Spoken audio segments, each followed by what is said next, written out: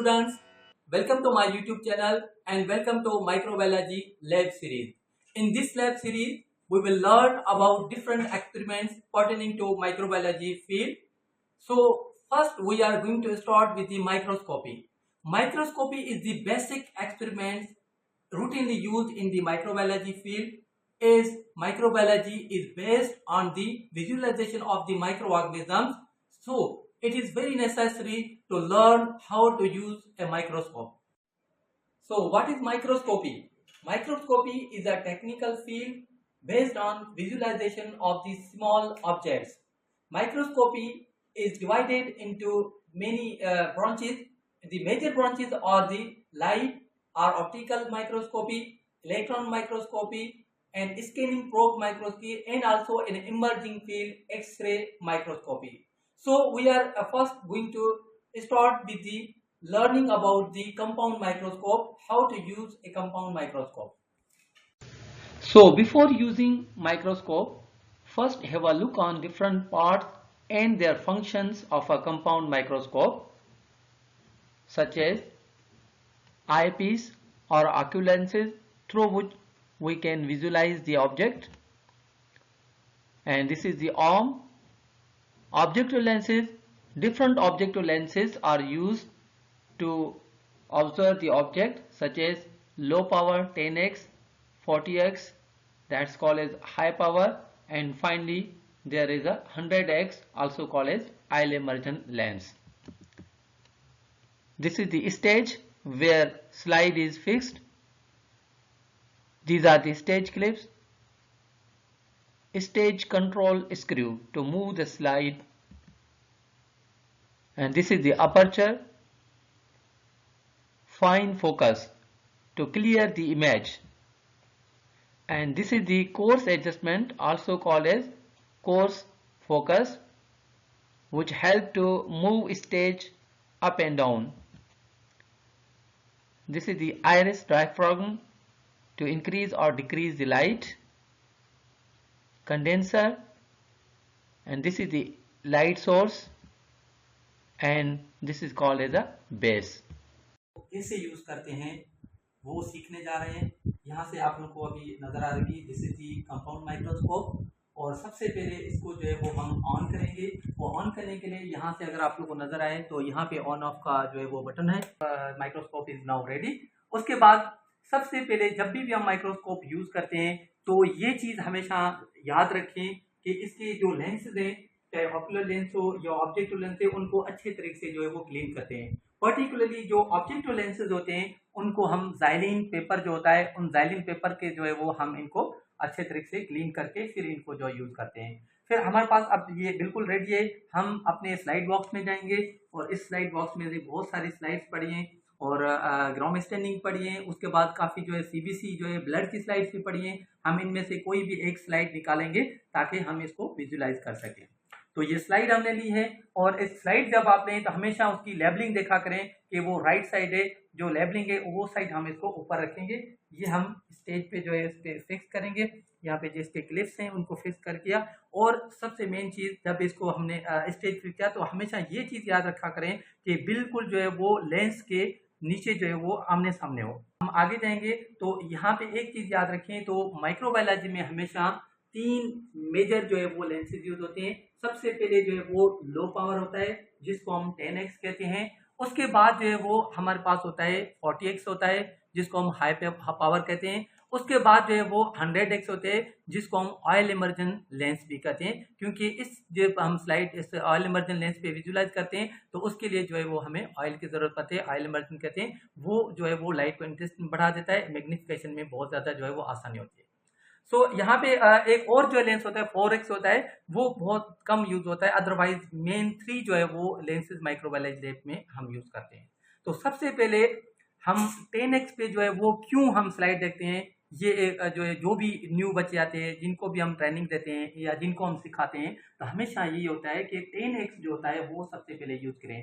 सबसे पहले एक तो इसमें एक चीज है कि 10x जब भी हम यूज करेंगे तो इसका जो मेन डिस्टेंस है, जब इसको हम जो है वो कोर्स स्लाइड के करीब करेंगे तो यहाँ से आप देखेंगे तो डिस्टेंस है। कभी कभी बच्चे क्या करते हैं, इसको स्लाइड को बहुत ज्यादा ऊपर लेके जाते हैं, तो 10x पे जो है ये स्लाइड के साथ जो है वो टच नहीं होती, तो उसको जो है एक तो लेंस को भी कोई नुकसान नहीं होता, और दूसरी बात ये होता है यहाँ पे 10x जो होता है वो एक लो पावर है, दूर से जो है वो कोई भी ऑब्जेक्ट जो है वो बहुत जल्दी में जो है वो नजर आ जाता है। उसके बाद अब हमें 10x पे जो भी ऑब्जेक्ट नजर आ जाएगा तो हमें फिर कोर्स एडजस्टमेंट जो होता है उसको फिर हमें छेड़ने की जरूरत नहीं है, फिर हम डायरेक्ट जो है वो हम लेंस चेंज करेंगे। लेंस चेंज करके only just we have to just control the fine focus. हमें फाइन फोकस को जो है वो थोड़ा सा सेट करना है, जैसे ही फाइन फोकस सेट करेंगे तो हमें ऑब्जेक्ट जो है वो क्लियरली नजर आ जाएगा। एंड फाइनली जब हम हाई पावर पे देख लेंगे तो और अगर हमें जो है वो ऑब्जेक्ट को बड़ा देखना है, उसको जो है सही मैग्नीफाई करना है, तो फिर हम जो है वो 100 पे जाते हैं, जिसके लिए हम जो है वो आई इमर्जन यूज करते हैं। तो आइए सबसे पहले हम जो है वो इसको 10x पे स्लाइड देखने का जो है वो देखते हैं किससे जो है वो हम यूज करते हैं। तो यहाँ से आप देखेंगे तो सबसे पहले आप यहाँ से आएंगे और इसको जो है वो हम अगर देखें तो इसको थोड़ा सा आस्ता आस्ता इसको करीब लेके जाते हैं। जब आपकी स्लाइड जो है वो लेंस के करीब आ जाए then we have to visualise through the ocular lens, तो हम ऑक्यूलर लेंस पे जाएंगे। इनको जो है वो बिल्कुल आस्ता स्लोली एंड ग्रेजुअली आप इनको इसको जो है वो स्टेज को फोर्स एडजस्टमेंट के जो मदद से इसको आस्ता आस्ता ऊपर हम लेके जाते हैं। और याद रखें यहाँ पे आपको ऑब्जेक्ट जो है वो नजर आए तो वहां पे इसको जो है वो छोड़ के फिर आप लोग को जो है वो फाइन फोकस पे जाना है। जैसे यहाँ पे अभी जो है वो मुझे एक ऑब्जेक्ट जो है बिल्कुल नजर आ गए। अच्छा, कभी कभी फील ऐसी होती है कि जो है वो बहुत ज्यादा चीज नजर आती है, तो हम इसको जो है वो यहाँ से फील्ड को जो है वो आगे पीछे कर सकते हैं ताकि जो क्लियर फील्ड हो वो हमें नजर आए। तो यहाँ पे जो है एक चीज मुझे बिल्कुल क्लियर नजर आ रही है, तो अब क्या करेंगे, इसको थोड़ी सी अगर ब्लर नजर आ रही तो हम यहाँ से ये फाइन फोकस है, ये कोर्स एडजस्टमेंट है, और यहाँ से इसको फाइन फोकस को हम क्लियर करेंगे तो हमारा ऑब्जेक्ट जो है बिल्कुल जो है वो क्लियर नजर आ जाएगा। क्योंकि ये लो पावर है और बहुत सारे दूर से एक चीज जैसे नजर आती है, हमें क्लियर नहीं है ये कौन सा सेल है क्या है, लेकिन एक चीज जो ऑब्जेक्ट जो है वो हमें नजर आ गए। अब हम क्या करेंगे, इसी को जो है वो हम हाई पावर पे लेके जाएंगे।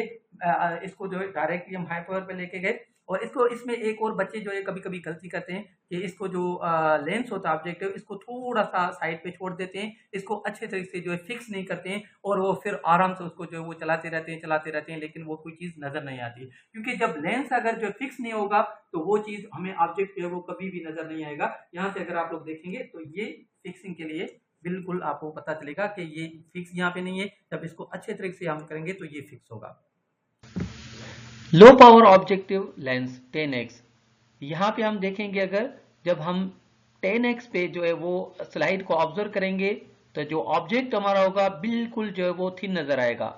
यहाँ से ये एक चीज जो है वो अच्छी होगी कि कम से कम हमें ऑब्जेक्ट जो है वो ऑब्जर्व नजर सीन हो गया है, नजर आ गए, इसको जो है वो फर्दर हम मूव करके आगे हाई पावर पे जो है वो देख सकते हैं। तो यहाँ पे ए और बी जो है वो दो डिफरेंट स्लाइड्स है, एक बैकरेल जो है वो स्टैंडिंग स्लाइड है, दूसरी जो है वो ब्लड स्लाइड्स है, लेकिन दोनों में जो है वो ऑब्जेक्ट हमें बिल्कुल जो है वो थिन नजर आ रहा है, क्लियरली हम उसको जो है वो आइडेंटिफाई नहीं कर सकते।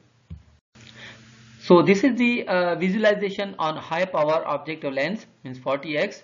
तो यहाँ पे अगर हम कंपेयर करेंगे जो 10x पे इन दोनों स्लाइड्स को जब हम 10x पे देखा तो बिल्कुल जो है वो हमें थिन नजर आ रहे थे, लेकिन अब जो है वो 40x पे जब हम गए तो काफी जो है वो सेल क्लियर नजर आ रहे हैं, और कम से कम हमें पता चल रहा है कि ये कौन सा सेल है या इनका शेप जो है वो कौन सा है, कलर कौन सा है, दोनों में जो है वो क्लियरली हमें नजर आता है। So this is the major comparison between the 10x low power objective and 40x objective. तो इसमें जो है वो काफी इमेज जो है वो बेहतर नजर आ रहा है। So finally visualization on oil immersion objective lens means 100x। हम अगर दो जो पिछले लेंस हमने यूज किए लो पावर और हाई पावर, उन दोनों से अगर हम कंपेयर करेंगे ऑयल इमर्जन लेंस को तो हमें बिल्कुल क्लियर जो है वो डिफरेंस नजर आएगा। जब हमने 10x जो है लेंस यूज किया लो पावर तो वहां पे सिर्फ हमें जो है वो ऑब्जेक्ट नजर तो आ रहा था, लेकिन क्लियरली जो है वो आइडेंटिफिकेशन नहीं हो रही थी, कोई उनकी मॉर्फोलॉजी क्लियरली नजर नहीं आ रही थी। लेकिन जब हम 40x पे जो है हाई पावर पे देखा तो काफी जो है वो इमेज हमें जो है वो आइडेंटिफिकेशन के हवाले से बेहतरी आई। लेकिन फिर भी जो है वो अगर हम इनको कंपेयर करेंगे ऑयल इमर्जन लेंस पे, तो यहाँ पे अगर आप लोग देखेंगे दी फिगर लेबल्ड विद दी ए, उसमें क्लियरली जो है वो बेक्टल शेप नजर आ रहे हैं, उनका कलर नजर आ रहे हैं, मोस्टली जो है वो रॉड शेप बेक्टल नजर आ रहे हैं, and they are mostly in the streptobacilli, means they are bacilli with the chain shape, rod shape है लेकिन चेन शेप में जो है बहुत सारे नजर आ रहे हैं। तो यहाँ पे हम इजीली जो है उनको आइडेंटिफाई कर सकते हैं 100x पे। दूसरी अगर आप फिगर देखें लेबल्ड विद बी, तो वो हमने ब्लड स्लाइड यूज की थी, तो यहाँ पे बिल्कुल आरबीसी जो है वो क्लियर नजर आ रहे हैं। इवन जो आरबीसी का जो सेंट्रल जो एरिया होता है जिसको हम पार्लर एरिया कहते हैं वो भी क्लियरली नजर आ रहा है। और इसके अलावा जो है वो कुछ जो है वो leucocytes they are also appearing very clearly. तो यहाँ पे हमें जो है वो तीनों जो लेंस हमने यूज किए उनमें क्लियरली जो है वो हमें डिफरेंस का पता चल गया। सीरीज, आज हम माइक्रोबायोलॉजी सीरीज में प्रिपरेशन ऑफ स्मीयर के बारे में सीखने जा रहे हैं। प्रिपरेशन स्मीयर जो है वो कैसे बनाते हैं। बैक्टीरियल स्मीयर जो है वो हम इसी वजह से बनाते हैं ताकि हम बैक्टीरिया को स्टेन कर सकें, कलर कर सकें। एज बैक्टीरिया आर कलरलेस, तो उनको कलरिंग के लिए हम सिंपल स्टेनिंग कर सकते हैं, ग्राम स्टेनिंग कर सकते हैं, क्योंकि ग्राम स्टेनिंग डिफरेंशियल स्टेनिंग है, उनमें हमें डिफरेंट ग्रुप का पता चलेगा। तो इसीलिए जब तक हम स्लाइड जो है वो बनाना नहीं सीखेंगे, स्मीयर बनाना नहीं सीखेंगे, तो हम प्रॉपर जो है वो स्टेनिंग भी नहीं कर सकते। So let's we go to microbial lab to perform the bacterial smear preparation. Okay, तो सबसे पहले स्टार्ट करने से पहले स्मीयर कैसे बनाते हैं उससे पहले हमें ये देखना है कि स्मीयर प्रिपरेशन के लिए हमें कौन कौन सी जो है वो चीज़ें चाहिए। तो सबसे पहले जो है हमारे पास बैक्टीरियल कल्चर होना चाहिए। अगर यहाँ पे आप लोग देखेंगे तो we have different bacterial cultures, और इनको जो है वो हम स्मीयर बना के देखेंगे कि कौन से बैक्टीरिया हैं, because this smear will be helpful for differentiating between the gram positive and gram negative bacteria। तो ये हमारे पास बैक्टीरियल कल्चर है। उसके बाद जो हमारे पास ग्लास स्लाइड होनी चाहिए। यहाँ हमारे पास बहुत सारी ग्लास स्लाइड्स हैं, इनको हम यूज करेंगे। और बैक्टीरियल स्मीयर प्रिपरेशन के लिए हमारे पास नॉर्मल सलाइन होना चाहिए। नॉर्मल सलाइन के साथ हम इनको जो है वो मिक्स करते हैं। कभी कभी जो है वो हम डिस्टिल्ड वाटर जो है वो भी यूज कर सकते हैं इनमें। उसके बाद जो है वो हमारे पास वाइड लुक होना चाहिए, जिसकी जो है वो हेल्प से हम बैक्टीरियल कल्चर जो है वो लेके और नॉर्मल सलाइन के साथ मिक्स करेंगे। तो स्मीयर बनाने के लिए सबसे पहले हमारे पास जो है वो स्लाइड है। Suppose this is the slide, और यहाँ पे अगर आप लोग देखेंगे तो ये लेबलिंग साइड है स्लाइड की। तो इसको जो हम लेबलिंग करेंगे with the help of the pencil. Suppose यहाँ पे जो है वो मैं लेबलिंग कर रहा हूँ, दिस इज द लेबलिंग 0। तो अब ये लेबलिंग के बाद जो है वो हम क्या करेंगे, सबसे पहले एक ड्रॉप लेंगे नॉर्मल सलाइन का। तो these are the tips, autoclave, ये स्लाइड टिप्स हैं, इनको हम यूज करके यहाँ से जो है वो हम एक ड्रॉप नॉर्मल सलाइन का लेंगे।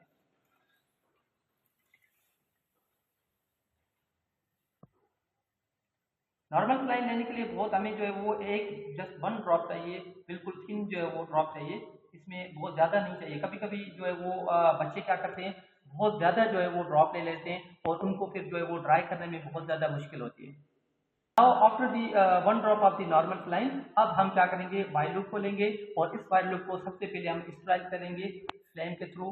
इसको अच्छे तरीके से जो है वो हम इसको when it will be red, clearly red, जब ये बिल्कुल जो है वो रेड हो जाएगा तो it will be confirm that it is strike. अब हम बैक्टीरियल कल्चर लेंगे। ये बैक्टीरियल कल्चर है, इसमें जो है वो तकरीबन 3 बैक्टीरिया हैं। हम यहाँ से कोई एक बैक्टीरिया जो है वो लेंगे। ओके, बैक्टीरिया लेने से पहले, क्योंकि दिस इज वेरी हॉट, ये बहुत ज़्यादा जो है वो हॉट है, थोड़ा सा इसके जो बैक्टीरिया जो हम ले रहे हैं उसके करीब जो क्लियर एरिया है मीडिया की, वहाँ पे इसको थोड़ा सा हम कूल करेंगे। ये दिस इज हियर, ये सब बिल्कुल कूल हो जाएगा। Now we will pick the colony. अब हम यहाँ से कॉलोनी लेंगे, just we will touch the colony. यहाँ से हमने कॉलोनी टच कर ली।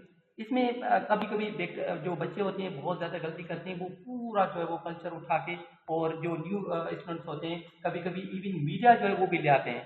तो दिस इज रॉन्ग। यहाँ पे बहुत केयरफुल होना चाहिए कि just we have to touch the colony. याद रखें, एक कॉलोनी में बहुत सारे हजारों जो बैक्टीरिया हो सकते हैं। तो अगर हम बहुत ज़्यादा कॉलोनी लेंगे तो हमें जो है माइक्रोस्कोप में बहुत मुश्किल होगी, हम एक एक सेल जो है देख नहीं पाएंगे। इस वजह से इस कोशिश करनी चाहिए हमेशा just we have to touch the colony. तो बिल्कुल जितनी कॉलोनी कम होगी उतनी जो है वो हमारा स्मीयर भी अच्छा बनेगा और हमें बाद में जो है माइक्रोस्कोप करने में भी आसानी। Okay, so now we will mix this colony with the normal saline drop. अब ये normal saline drop है उसके साथ इसको जो है वो हम अच्छी तरह से मिक्स करेंगे, इसको स्प्रेड करेंगे। अगर आप लोगों को यहाँ पे मुश्किल हो रही है तो यू कैन आल्सो हैंड में लेके हम इसको अच्छे तरीके से जो है वो मिक्स करेंगे। और मिक्सिंग का जो है वो तरीका क्या होना चाहिए, इसको कोशिश करके सेंटर में जो है just we have to prepare the oval shape. Oval shape जो है वो हमें स्मीयर बनाए, इसमें पूरी स्लाइड को जो है वो कवर नहीं करना है, ओनली इन सेंटर जो साइड है उसको अच्छे तरीके से जो है वो हमें इसको स्प्रेड कर इजी होगा। इसको क्लॉकवाइज हम मिक्स करेंगे एंड एंटी क्लॉकवाइज, ताकि जो बैक्टीरियल जो है वो सेपरेट बिल्कुल अच्छे तरीके से जो है वो हो जाए। Okay, so after now this smear is ready. बिल्कुल आप देखेंगे तो ये स्मीयर हमें जो है वो बिल्कुल रेडी है। इसको थोड़ा सा हम क्या करेंगे नाउ, इसको जो है एयर ड्राई करेंगे। हम एयर ड्राई करके इसको थोड़ा सा फिर इसको फिक्सिंग प्रोसेस होता है। ये स्मीयर तो हमने बना लिया, लेकिन जब इनको हम स्टेन करेंगे, जब इनको हम वॉश करेंगे, तो अगर हम फिक्स नहीं करेंगे तो ये स्मीयर जो है वो बिल्कुल पानी के साथ जो है वाइप आउट हो जाएगा। तो उससे पहले हमें जो है वो हमें फिक्स करना है। कैसे फिक्स करेंगे, there is a physical modern. Ground staining में दो मॉडर्न यूज होते हैं, एक फिजिकल मॉडर्न, दूसरा केमिकल मॉडर्न। केमिकल मॉडर्न जब हम स्टेनिंग करेंगे उसमें हम यूज करेंगे here just physical modern, that is called as heat. Heat जो है फिजिकल मॉडर्न है, इसके थ्रू जो है वो हम इसको फिक्स करेंगे। हम स्लाइड के बिल्कुल जो है वो जो निचला लेयर है उसको फ्लेम के ऊपर हम इसको पास करेंगे जस्ट 3 to 5 टाइम्स। तो बिल्कुल जो है वो हमारी ये जो स्मीयर होगा वो फिक्स हो जाएगा लाइक दिस। तो इसी तरह जो है वो हम इसको 3-4 जो है वो टाइम्स अगर पास करेंगे। ये कोशिश करनी चाहिए कि इसको फ्लेम के अंदर नहीं लेके जाना है, इसको ऊपर से बिल्कुल हम हीट देंगे। तो उस हीट की वजह से जो बैक्टीरिया में प्रोटीन वगैरह होते हैं तो वो इसकी स्लाइड के साथ फिक्स हो जाएंगे। So now our slide is ready. अगर आप लोग यहाँ पे देखेंगे तो हमारा स्मीयर बिल्कुल जो है वो फिक्स हो गया है और इसको जो है वो हमारा स्मीयर रेडी है। Now it is ready for the gram staining. इसको जो है अब हम ग्राम स्टेनिंग कर सकते हैं।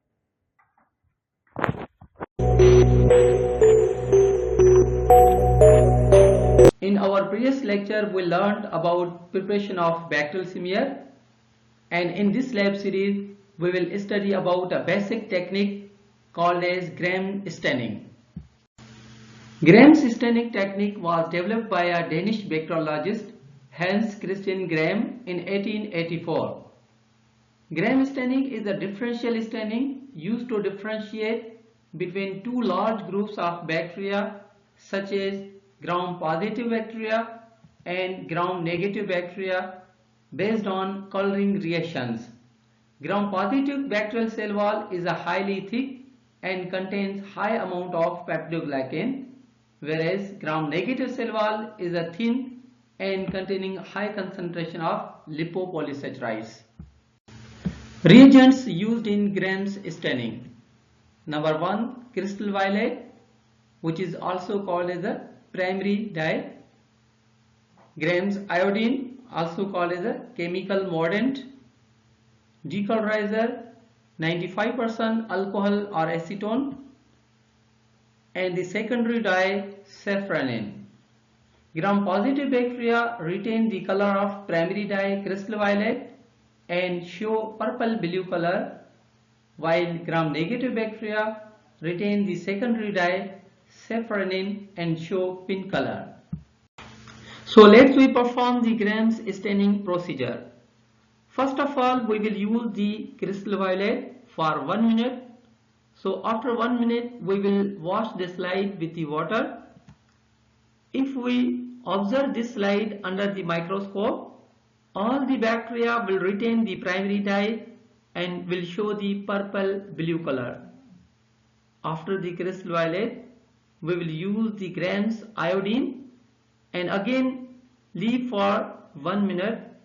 After 1 minute, the slide will be washed with the water. Here, grams iodine works as a chemical mordant, so it will make the complex with the crystal violet and will fix the color of the primary dye. In this condition, all the bacteria will again retain the primary dye and will show the purple blue color. Now we will use the decolorizer just for 10 to 15 seconds. Be careful not to overuse the decolorizer, and after the decolorizer immediately slide should be washed with the water. Here in this condition, all the bacteria with gram-negative bacterial group will be colorless, and the gram-positive bacteria, they will still retain the primary dye crystal violet, as the gram-negative bacterial cell wall is thin. So due to the decolorizer, they just leave the color and become the colorless. So after the decolorizer, now the secondary dye safranin will be used only just for 50 seconds. After the 50 seconds, the slide will be washed with the water. Here in this condition, all the bacteria with gram-positive bacterial group, they will still retain the primary dye crystal violet and will show the purple blue color. And the gram-negative bacteria which became colorless during the decolorization, they will retain the color of secondary dye safranin. In this way, they will show the pink color. Learn how to grow bacterial cells, means the cultivation of bacteria and different types of media. तो इस lecture में हम bacteria को lab में कैसे grow करवा सकते हैं, और सबसे इम्पोर्टेंट बात कि बैक्टीरिया की ग्रोथ के लिए हमें कौन सी चीज चाहिए जिस पे हम बैक्टीरिया को ग्रो करवा सकते हैं। तो बहुत सारे जो मीडिया के टाइप्स होते हैं, कल्चर मीडिया, तो इसको कल्चर मीडिया क्या है, what are the different types of the culture media, ये आगे जो स्लाइड्स आएंगी उनमें डिटेल में डिस्कस करेंगे। तो इसके साथ साथ लेक्चर के एंड में इस टॉपिक के हवाले से कुछ अहम क्वेश्चन जो हैं वो भी हम डिस्कस करेंगे। So what is cultivation? Cultivation का क्या मतलब है, कैसे हम कल्टीवेशन को जो है वो एक्सप्लेन कर सकते हैं। The cultivation means the growth और isolation of microorganisms in vitro. In vitro means in lab. जब हम माइक्रो ऑर्गेनिजम्स को लैब में ग्रो करवाएंगे, आइसोलेट करेंगे किसी भी सैंपल से, तो इसको जो है वो प्रोसेस को हम कल्टीवेशन कहते हैं। यानी कि कल्टीवेशन का मतलब है कि माइक्रो ऑर्गेनिजम्स को ग्रो करवाना, और इन विट्रो जब बात हो रही है तो means in lab. In lab में जब उनको हम ग्रो करवाएंगे तो the whole process is called as the cultivation. तो कल्टीवेशन के लिए क्या चाहिए, कैसे हम माइक्रो ऑर्गेनिजम्स को, पर्टिकुलरली बैक्टीरिया, क्योंकि यहाँ पे हम बैक्टीरिया की कल्टीवेशन की बात कर रहे हैं, तभी हम यहाँ पे बार बार वर्ड जो है वो बैक्टीरिया का यूज कर रहे हैं। तो हम बैक्टीरिया को कैसे कल्टीवेट करवाएंगे लैब में, तो simply cultivation is carried out by using different types of culture media. हम कल्चर मीडिया यूज करेंगे। तो यहाँ पे जब हम कल्चर मीडिया की बात कर रहे हैं तो what are the culture media? Culture media जो है वो क्या है? अगर हम मीडिया की बात कर रहे हैं तो the term media is a plural form and the medium is a singular form. अगर सिर्फ एक जो है वो मीडियम होगी तो उसको हम मीडियम कहेंगे, मीन जो न्यूट्रिएंट्स यूज कर रहे हैं। लेकिन बहुत सारे अगर टाइप्स होंगे तो उनको जो है वो हम मीडिया कहेंगे। So what is medium? Medium is a nutrient source for the growth of micro organisms. ये एक न्यूट्रिएंट सोर्स है, या हम ये भी कह सकते हैं कि medium is a food source जिस पे हम बैक्टीरिया को ग्रो करवाते हैं। ये बैक्टीरिया का एक जो है फूड सोर्स होता है जिस पे हम बैक्टीरिया को जो है वो ग्रो करवा सकते हैं। इसी तरह ये डिफरेंट टाइप्स जो ingredient, different types of nutrients जो है वो हम मीडिया में यूज करते हैं, और इनकी बेस पे और बहुत सारे जो है वो हैं रीजंस जिसकी बेस पे जो है वो हम मीडिया को क्लासीफाई करते हैं बहुत सारे टाइप्स में। तो ये आगे जो नेक्स्ट स्लाइड्स आएंगे उनमें हम डिटेल में डिफरेंट टाइप्स ऑफ मीडिया के बारे में डिस्कस करेंगे। नाउ पर्पस ऑफ कल्टीवेशन और कल्चरिंग। कल्टीवेशन क्यों करवाते हैं, क्यों जरूरी है cultivation? Bacterial cultivation is very necessary for the identification of bacteria. अगर हम बैक्टीरिया को ग्रो नहीं करवाएंगे तो उसको आइडेंटिफाई कैसे कर सकते हैं, कैसे पता चलेगा कि कौन सा बैक्टीरिया है। अगर किसी क्लिनिकल सैंपल में कोई जो है patient is suffering from any bacterial disease, तो जब तक उनको हम आइसोलेट नहीं करेंगे, कल्टीवेट नहीं करेंगे, तो हमें कैसे पता चलेगा कि कौन सा जो है वो बैक्टीरियम है that has cause this disease. तो उस हवाले से जो है वो कल्टीवेशन का सबसे इंपॉर्टेंट जो पर्पज है that is the identification of bacteria. Also cultivation purpose is to know or identify different morphological characters of the bacteria, and also for certain genetical studies, means to study about the DNA and other molecular level study। अगर हम bacteria को जो है वो cultivate isolate नहीं करेंगे तो उसका डीएनए लेवल पे हम कैसे स्टडीज कर सकते हैं। तो इसमें जो है वो हम सबसे पहले बैक्टीरिया को ग्रो करवाते हैं, cultivate करते हैं, and then we purify the DNA, and after we start the DNA level studies. Also, the cultivation or isolation of bacteria is very necessary for the antibiotic sensitivity test.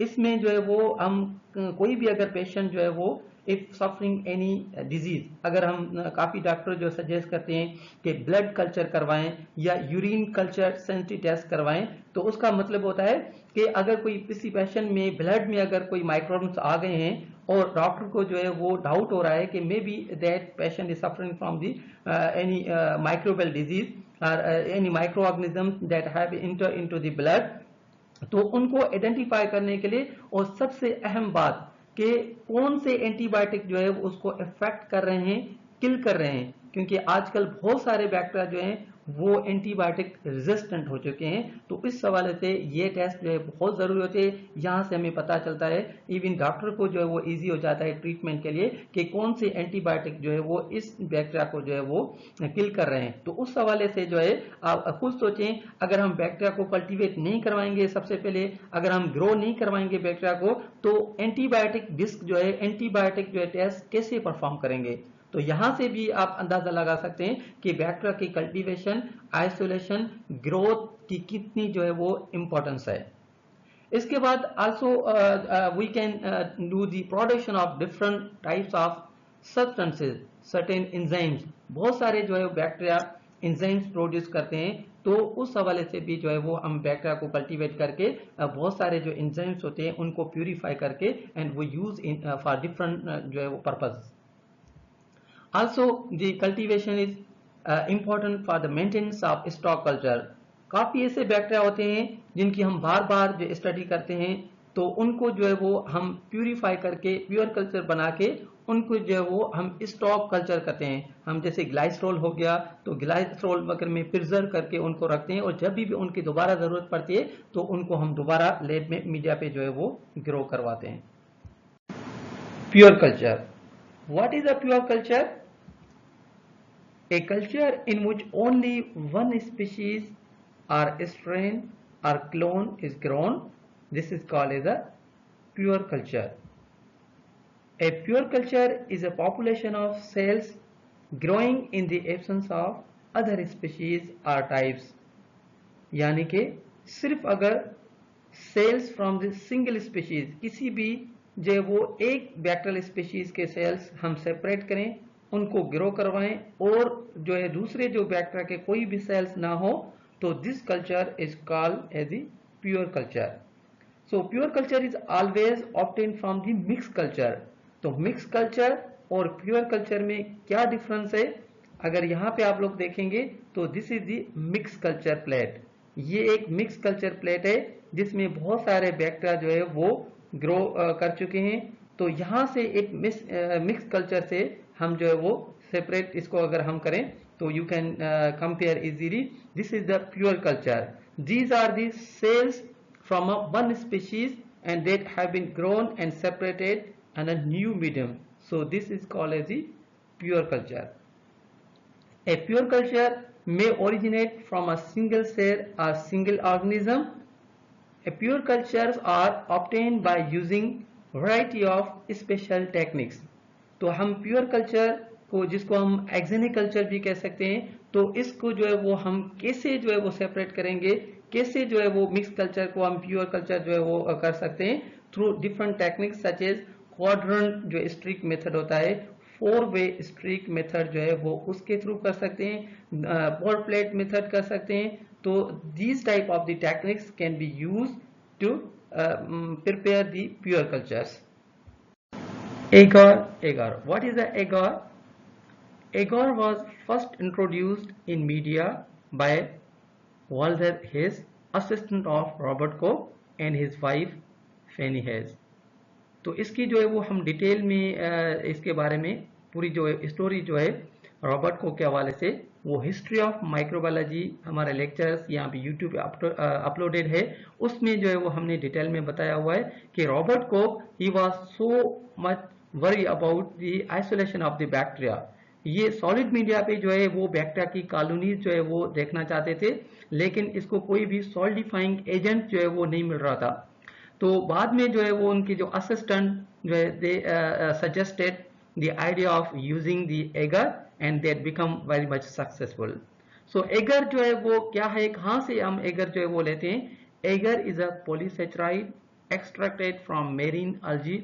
Marine जो algae है वहां से इसको जो है वो हम extract करते हैं, and it is used to solidify nutrient media. यहाँ पे ये बात बहुत अहम है कि एगर जो है वो उसको हम सॉलिडिफिकेशन के तौर पर यूज करते हैं, not for nutrient purpose. And unlike other gelling agent, it is not easily degraded by many bacteria. इसकी ये बहुत important एक क्वालिटी है इस ingredient की कि ये जो है वो दूसरे जो जेलिंग एजेंट की तरह ये जल्दी में जो है बैक्टीरिया जो है इसको डिग्रेड नहीं कर सकते, and also it is not easily destroyed at higher temperatures and therefore it can be sterilized by heating. तो इसकी मेन जो खुसूसियात हैं सॉलिडिफिकेशन के हवाले से, तो इसकी जो इस प्रॉपर्टी की वजह से जो है वो ये एगर जो है वो हम मीडिया में यूज करते हैं और जो है वो मीडिया को सॉलिडिफाई करके उनकी जो कॉलोनीज जो बैक्टीरियल होती हैं उनकी जो है वो हम स्टडीज करते हैं। Okay, so now culture media. तो now we will discuss in detail about different types of the culture media. यहाँ पे अगर आप देखें कि बहुत सारे आपको जो है वो मीडिया के टाइप नजर आ रहे होंगे। There are some plates and some the media flasks, so these are different types of the culture media. तो यहाँ पे अभी हमें पता चल गया कि मीडिया या कल्चर मीडिया जो है वो क्या है। अगर हम माइक्रोबायोलॉजी की बात कर रहे हैं तो माइक्रोबायोलॉजी में जो मीडिया जो यूज होता है term, it means these are the nutrient source, these are the food source for the growth of the micro organisms. Classification of media, or we can say classification of culture media. Culture media को जो है वो कौन सी basis पे जो है वो हम क्लासीफाई कर सकते हैं? So the culture media are classified based on number 1 consistency, means the stability और थिकनेस। जो मीडिया की स्टेबिलिटी होगी, थिकनेस उसकी बेस पे भी जो है वो हम मीडिया को क्लासीफाई कर सकते हैं। नंबर 2 न्यूट्रिशनल कंपोनेंट, कौन कौन से जो है न्यूट्रिशनल कंपोनेंट्स हैं? Different types of the media contain different types of the nutrients ingredients, so based on these different types of the nutrient source ingredients we also can classify the media in different types. Number 3 functional use, कौन C media किसके लिए use हो रही है, कौन से bacteria के लिए यूज हो रही है, या कैसे हम दो बैक्टीरिया को डिफ्रेंशिएट कर सकते हैं, उस हवाले से the function of that media, उसी जो है वो पर्टिकुलर फंक्शन की वजह से भी जो है वो हम मीडिया को डिफरेंट जो है वो टाइप्स में क्लासिफाई कर सकते हैं। So now classification of media based on consistency. Consistency की बेस पे हम कैसे क्लासिफाई करेंगे मीडिया को, उनकी जो थिकनेस है, उनकी जो है वो स्टेबिलिटी की बेस पे कैसे हम इनको क्लासिफाई करेंगे? Number 1 solid media, number 2 semi solid media, number 3 liquid media that are also called as broth media. So based on the consistency, media can be classified into the solid media, semi solid media and also liquid media or broth media. So now classification based on the consistency. So let's first talk about the solid media. हम solid media के बारे में जो है वो detail में discuss करते हैं कि why some media are called as solid media, क्यों और किस वजह से हम इन मीडिया को solid media का नाम देते हैं। इस क्वेश्चन का आंसर बिल्कुल आसान है। अगर हम दोबारा द टर्म एगर, जिसके बारे में अभी एगर के बारे में हमने जो है पहले वाले स्लाइड्स में डिटेल में जो है वो डिस्कस किया, अगर हम एगर को देखेंगे तो इजीली जो है हमें पता चल जाएगा कि सॉलिड मीडिया जो है वो हम क्यों कहते हैं। Simply it means in this type of the media agar is used as a solidifying agent along with the other nutrients. तो दूसरे जो न्यूट्रिएंट्स हैं उनके साथ साथ जब हम एगर यूज करेंगे तो इस मीडिया को हम सॉलिड मीडिया कह सकते हैं, क्योंकि हमें पता है कि एगर का काम क्या है। The major work of the agar is the solidification, not for the nutrient purpose, क्योंकि दूसरे न्यूट्रिएंट्स हम यूज कर रहे हैं और उन न्यूट्रिएंट्स के साथ साथ हम एगर भी यूज कर रहे हैं। तो ये एगर जो है वो फिर उसको सॉल्टिफिकेशन जो है वो करवाती है और इसी बेस पे due to the use of agar, due to the addition of the agar, इस मीडिया को हम सॉलिड मीडियम जो है वो कहते हैं। So why some media are called as solid media means simply due to the addition of agar, agar की addition की वजह से हम इनको सॉलिड मीडिया कहते हैं। In solid media petri plates are use for the growth of the media. हम जो पर्टिकुलरली पेट्री डिशेस जो होती हैं वो यूज कर सकते हैं और उनके ऊपर जो है वो हम बैक्टीरिया को ग्रो कर सकते हैं। जैसे आप उनको ये दो जो है वो अगर पेट्री प्लेट्स की तस्वीर नजर आ रही है तो there is the growth of the bacteria, उन बैक्टीरिया की जो कॉलोनीज जो हैं वो क्लियरली जो है वो हमें नजर आ रही हैं। लेकिन हम टेस्ट ट्यूब भी यूज कर सकते हैं, जैसे कि अगर हमें अगर स्लैंट जो हम कभी कभी बनाते हैं तो उनके स्लैंट या बट स्टडी करते हैं तो उनके लिए जो है वो हम सॉलिड मीडिया को टेस्ट ट्यूब में भी जो है वो ऐड कर सकते हैं। So solid media are use to study colony, morphology characters, haemolysis, pigmentation and so many other bacterial characters. तो बैक्टीरिया के जितने भी जो कैरेक्टर्स हैं, चाहे हेमोलाइसिस हो जाए, पिगमेंटेशन हो जाए, तो सारी सबको जो है वो हम इजीली सॉलिड मीडिया पे जो है उनको ऑब्जर्व कर सकते हैं। Some examples of solid media are nutrient agar. Now semi solid media, these are soft media. इनको जो है वो हम सॉफ्ट मीडिया और सॉफ्ट एगर मीडिया जो है वो कहते हैं। इनको सॉफ्ट एगर मीडिया क्यों कहते हैं, किस वजह से कहते हैं? Because these media contain only 0.5% of agar. जो एगर की जो कंसंट्रेशन होती है वो बिल्कुल जो है वो हम कम कर देते हैं। लेकिन अगर हम सॉलिड मीडिया की बात करें तो उसमें 2 to 3% एगर होती है, तो उस वजह से वो कंप्लीटली सॉलिड मीडिया होती है। लेकिन इसमें जो है वो हम बिल्कुल जो है वो कंसंट्रेशन एगर की कम कर देते हैं, only 0.5%। Means semi solid media are not completely solid nor completely liquid, and it's all due to very low concentration of agar। Agar की बिल्कुल जो लो कंसेंट की वजह से जो है वो हम इसको सेमी सॉलिड मीडिया का नाम देते हैं। Semi solid media are highly useful in demonstrating bacterial motility and separating motile from non motile strands. जो मोटाइल बैक्टीरिया होते हैं, स्ट्रेंड्स होते हैं, उनको जो है वो हम सेपरेट करने के लिए या उनको जो है वो मोटिलिटी चेक करने के लिए ये जो है वो मीडिया बेस्ट होती है, soft agar media. The best example of solid media medium is the motility test medium. Motility test medium जो होती है वो हम यूज कर सकते हैं। यहाँ पे अगर आप फिगर देखेंगे तो नॉन मोटाइल एंड मोटाइल जो है वो ये मीडिया जो होती है मोटिलिटी टेस्ट मीडियम जो है उसमें जो है वो हम आइडेंटिफाई कर सकते हैं। अगर बैक्टीरिया मोटाइल होते हैं तो मीडियम की सॉफ्टनेस की वजह से, क्योंकि एगर की कंसंट्रेशन बिल्कुल जो है लो होती है, तो बैक्टीरिया अगर मोटाइल होता है तो पूरी मीडिया में जो है वो उसकी हमें पता चल जाएगा उसकी मूवमेंट का। लेकिन अगर नॉन मोटाइल होगा तो इट स्ट्रेट लाइन, उसकी जो ग्रोथ होगी बिल्कुल जो है वो स्ट्रेट लाइन होगी as compare to the motile bacteria. Semi-solid media are also used in detection and identification of different signaling molecules that are produced by the bacteria, and also used in many more other purposes. Liquid media. What are the liquid media?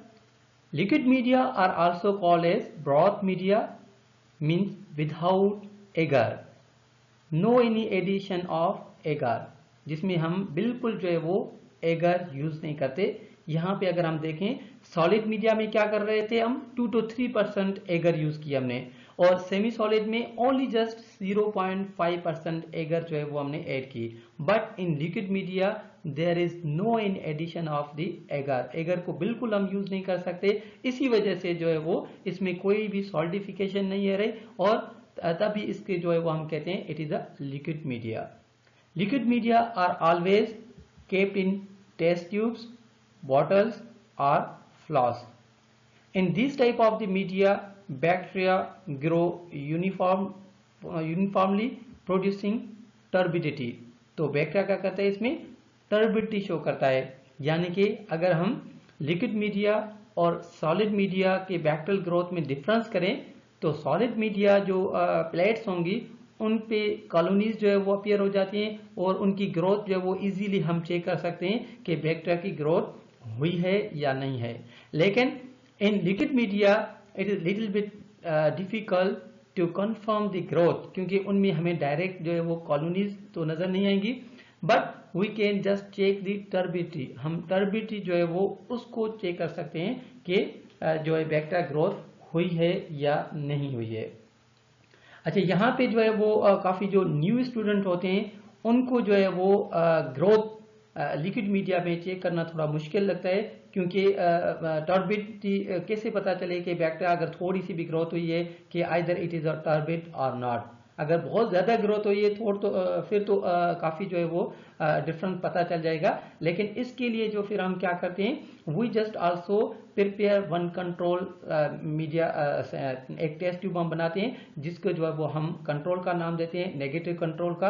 तो वही same media जो होती है test tube का, उसमें कोई भी हम इनोकुलेशन नहीं करते, हम इसमें कोई भी बैक्टीरिया जो है वो ऐड नहीं करते हैं, और उसी जो है वो टेस्ट ट्यूब को हम दूसरे जो टेस्ट ट्यूब होते हैं जो लिक्विड मीडिया के जिनमें हम बैक्टीरिया के जो है वो इनोकुलेशन की होती है उनके साथ हम रखते हैं। फिर व्हेन आफ्टर जो है वो इंटरवल, जब कोई भी हम टाइम सेट करते हैं, जब उनको हम देखते हैं कि भाई टर्बिडिटी हुई है या नहीं हुई, तो उस जो नेगेटिव कंट्रोल होता है उसको हम कंपेयर करते हैं, तो इजीली वी कैन डिफरेंशिएट। अगर थोड़ी सी भी बैक्टीरिया की ग्रोथ हुई होती है तो there will be a turbidity, और उसको जो है जो हम नेगेटिव कंट्रोल से कंपेयर करेंगे तो हमें इजीली पता चल जाएगा कि देयर इज अ ग्रोथ। दूसरा जो टर्बिडिटी का जो है वो also we can confirm by using through the spectrophotometer. हम स्पेक्ट्रोफोटोमीटर जो है उसमें भी जो है वो इसकी कंसंट्रेशन, इसकी जो वेवलेंथ के बेस पे जो है वो हम इसको कंफर्म कर सकते हैं।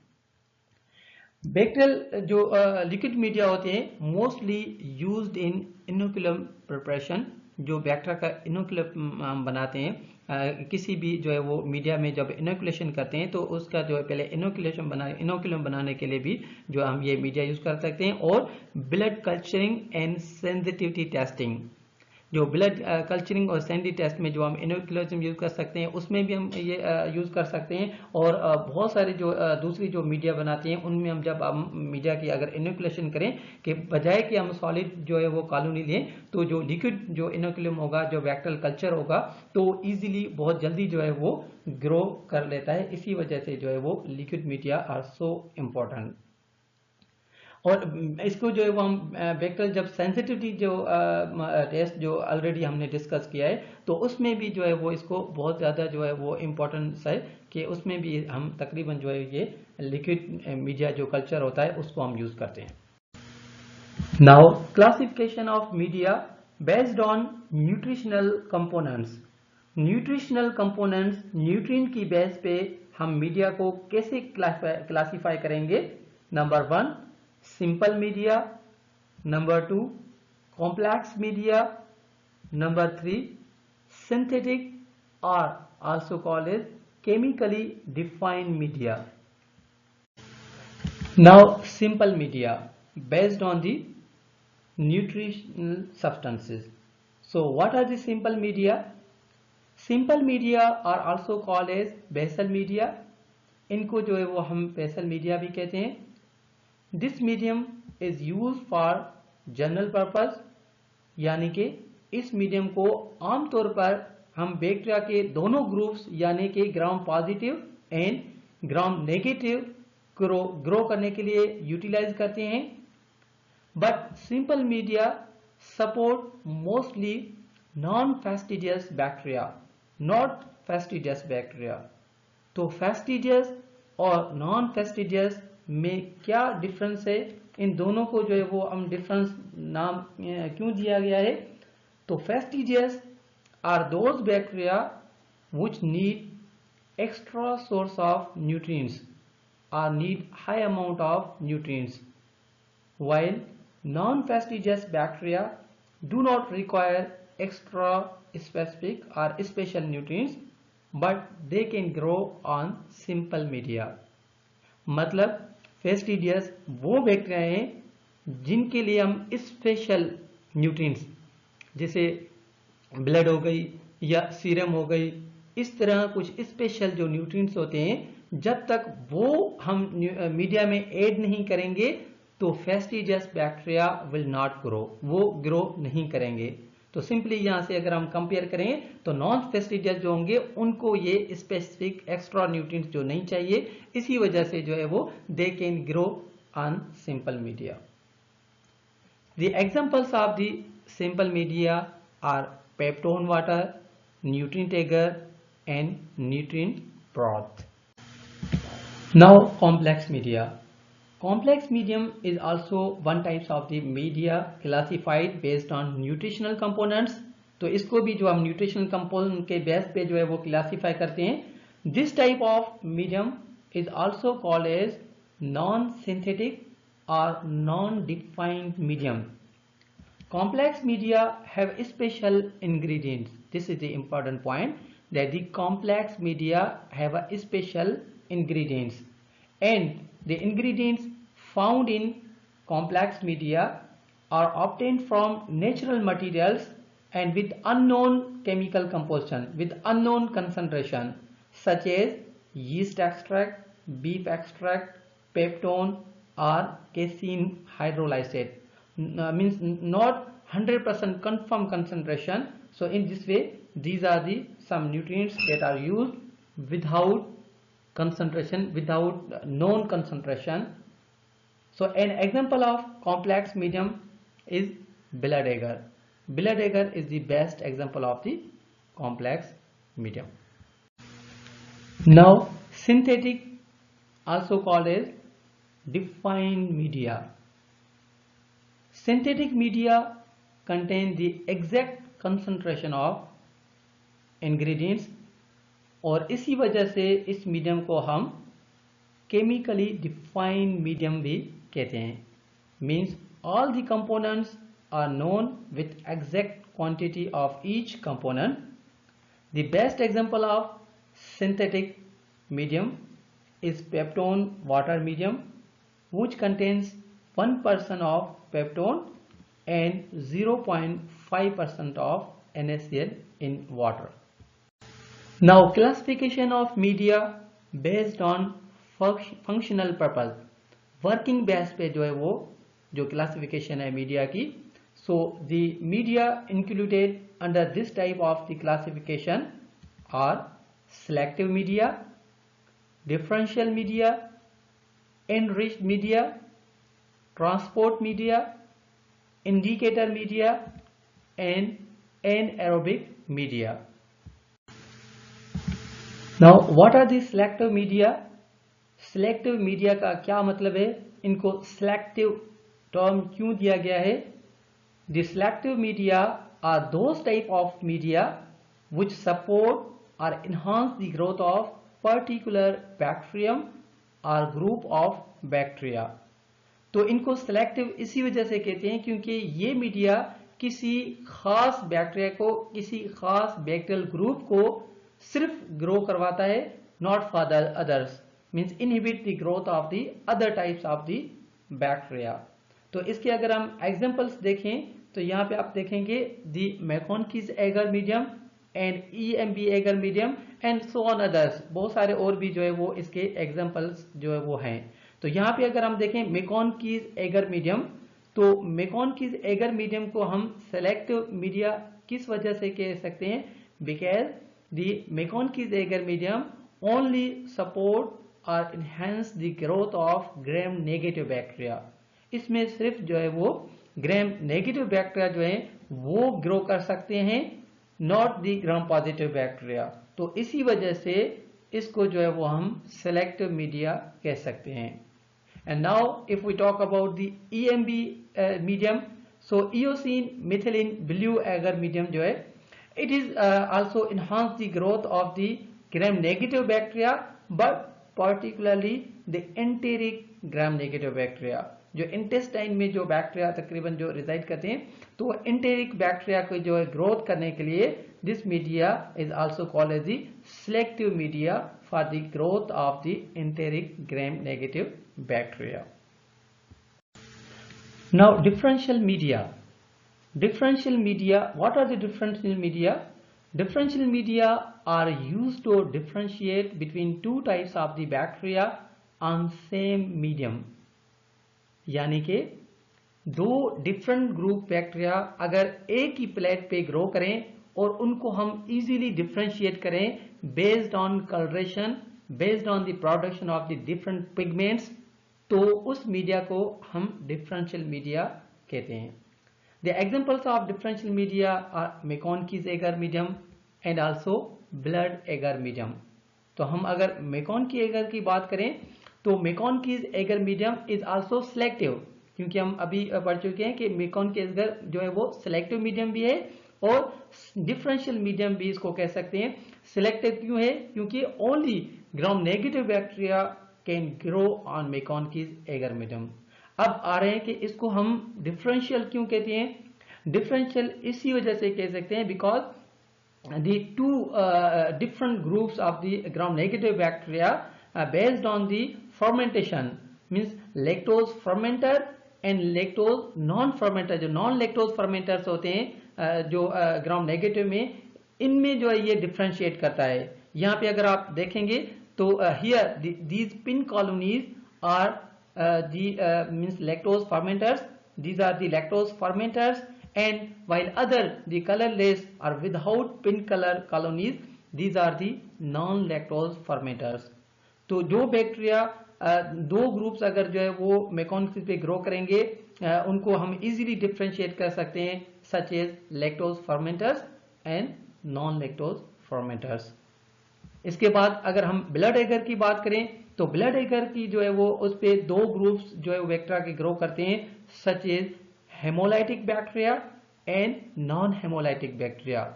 हमें पता है काफी ऐसे बैक्टीरिया होते हैं जो डिजीज काज करते हैं, दे कॉज दी हेमोलाइसिस। अगर वो किसी भी ह्यूमन की ब्लड में इंटर हो जाएं तो दे स्टार्टेड द हेमोलाइसिस, और अगर ब्लड में हेमोलाइसिस हो जाए तो उसके कॉन्सिक्वेंस क्या हो सकते हैं। तो यहाँ पे लेकिन उन बैक्टीरिया को हम कैसे जो है वो पता चलेगा कि ये हेमोलाइसिस करते हैं या नहीं, तो हम बैक्टीरिया इन बैक्टीरिया को जो है वो ब्लड एगर पे ग्रो करवाते हैं, तो वहां पे हमें पता चल जाता है कि कौन से बैक्टीरिया जो है वो हेमोलाइसिस करवाते हैं या नहीं। यहाँ पे अगर आप देखेंगे तो इनमें जो है वो this plate shows the haemolysis, mostly the beta haemolysis. Haemolysis के भी टाइप्स होते हैं जैसे alpha haemolysis, beta haemolysis and gamma haemolysis. तो इसमें जो बीटा हेमोलाइसिस जो होती है वो बहुत ज्यादा जो है वो मतलब ज्यादा होती है, बिल्कुल क्लियर जो जोन्स जो आप लोगों को नजर आ रहे होंगे, तो this is the beta haemolysis. तो इसको जो है वो हम कंपेयर करें नॉन हेमोलाइटिक, जो नॉन हेमोलाइटिक बैक्टीरिया होंगे तो as compare to the haemolytic means there will be clear colonies but no haemolysis. तो मेन चीज ये आ गई कि blood agar is also differential media. क्यों डिफरेंशियल मीडिया है? Because it differentiate between the haemolytic and non haemolytic bacterial groups. Now enriched media. So what are the enriched media? अगर हम नाम से ही देखें इनरिच्ड यानी रिच इन न्यूट्रिएंट्स, तो हमें पता चल जाता है कि इनरिच्ड मीडिया का क्या मतलब है। So the enriched media are the types of media with the addition of some special nutrients such as amino acids, minerals, vitamins, blood, serum and egg yolk. So due to these special nutrients, these are called as the enriched media. Enriched media are used to isolate fastidious bacteria. हमने पहले वाली slides में already fastidious and non fastidious के बारे में detail में discuss कर चुके हैं कि इन दोनों ग्रुप्स में जो है वो क्या डिफरेंस है. सो enriched media stimulate the growth of the desired bacterium and inhibit the growth of the unwanted bacterium. What are the examples of the enriched media? Such as blood agar, chocolate agar and serum agar are the best examples of the enriched media. So now transport media. What are the transport media? इसको भी अगर हम नाम से देखें transport, तो यहाँ से हमें काफ़ी आइडिया हो जाता है कि इसको हम ट्रांसपोर्ट मीडिया क्यों कहते हैं. So the transport media are the types of media which are used for the clinical samples or specimens that are transported to the laboratory to prevent the overgrowth of the microorganisms. तो इसकी अगर main purpose हम देखें कि इसको क्यों हम transport media को जो है वो यूज करते हैं, तो the main purpose of using the transport media is to keep the samples to its original state, ताकि उसमें कोई भी जो अगर माइक्रोब्स हों किसी सैंपल में तो उसमें कोई चेंज नहीं आए. तो ओरिजिनल स्टेट जो है उनकी हम मेंटेन रखते हैं. हम सिंपली ये कह सकते हैं कि उनको हम प्रिजर्व करते हैं. तो ये मीडिया जो है वो किसी भी क्लिनिकल सैंपल को प्रिजर्व करने के लिए के भी हम कह सकते हैं, क्योंकि उनमें जितने भी अगर माइक्रोब्स होंगे तो वो एज इट रहेंगे, उनकी कोई ओवर ग्रोथ जो है वो नहीं होगी. तो इसी वजह से जो है वो इसको हम ट्रांसपोर्ट मीडिया कहते हैं कि इसको जब तक हम जो है वो लैब तक ना पहुंचे तब तक वो उसी सैंपल को जो है वो हम ओरिजिनल स्टेट में रहने दें. सो the transport media maintain the viability of all organisms. These type of the media contain only buffer and salts. So इसी वजह से हम इसको कह सकते हैं कि these type of media particularly means used for as a preservative because buffer and salts are used. हम कोई भी इनमें न्यूट्रिएंट सोर्स जो है वो ऐड नहीं करते, only the buffer and nutrients are used. So the transport media are without the carbon, nitrogen and other organic growth factors. The examples of the transport media are the Carey-Blair transport medium, which is used particularly for the Campylobacter species, and another one is the alkaline peptone water medium for the growth of Vibrio cholerae. Vibrio cholerae के लिए भी जो हम ये use कर सकते हैं, and also Stott's medium, which is non-nutrient soft gel medium containing a reducing agent and charcoal used for gonococci. This is the Carey-Blair transport medium. Now indicator media. What are the indicator media? Indicator media contain an indicator, means a chemical substance which changes its color when a specific bacterium grows. ये media किसी खास bacterium की presence को indicate करते हैं या फिर किसी रिएक्शन बाय चेंजिंग कलर को शो करते हैं. So the indicator media are used to identify some specific microbes.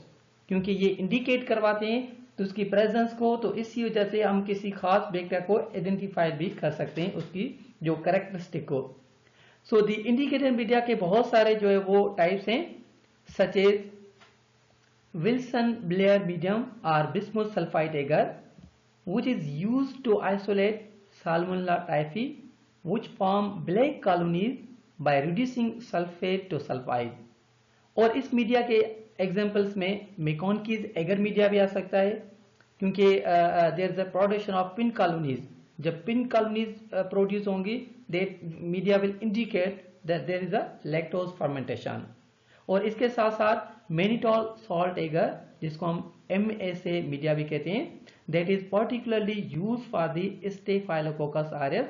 जो स्टेफाइलोकोकस ऑरियस अगर वहां पे ग्रो करेगा, there will be production of the yellow coloration. Yellow coloration जो कॉलोनीज होगी, so the yellow coloration also will indicate the presence of the staphylococcus aureus. तो indicator media वो media है जो किसी भी खास बैक्टीरिया की प्रेजेंस को अगर इंडिकेट करें, तो उस मीडिया को हम जो है वो इंडिकेटर मीडिया का नाम देते हैं। Now anaerobic media, why some media are called as anaerobic media? The types of media are used to grow anaerobic bacteria. These are called as anaerobic media. So these type of the media are supplemented with some nutrients like as heme and vitamin K.